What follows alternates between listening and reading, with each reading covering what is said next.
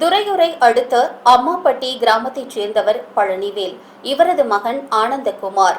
பொறியியல் பட்டதாரியான இவர் முசிறி அருகே ஜெம்புநாதபுரம் பகுதியில் இயங்கி வரும் தனியார் கம்பி தயாரிக்கும் தொழிற்சாலையில் பணியாற்றி வந்தார்.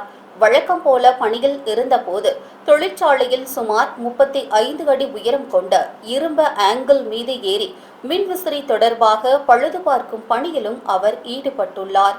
அப்போது அவருக்கு தேவையான எந்தவித பாதுகாப்பு உபகரணங்களும் வழங்கப்படவில்லை என்றும் கூறப்படுகிறது.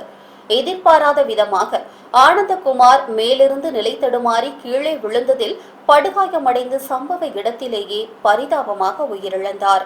தகவலறிந்து வந்த ஜெம்புநாதபுரம் போலீசார் ஆனந்தகுமாரின் உடலை கைப்பற்றி பிரேத பரிசோதனைக்காக முசிறி அரசு மருத்துவமனைக்கும் அனுப்பி வைத்தனர்.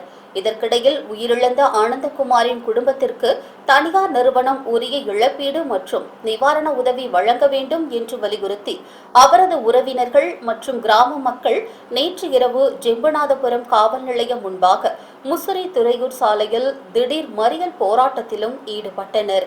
உரிய நடவடிக்கை எடுக்கப்படும் என்று போலீசார் உறுதியளித்ததை தொடர்ந்து மறியல் போராட்டம் கைவிடப்பட்டது.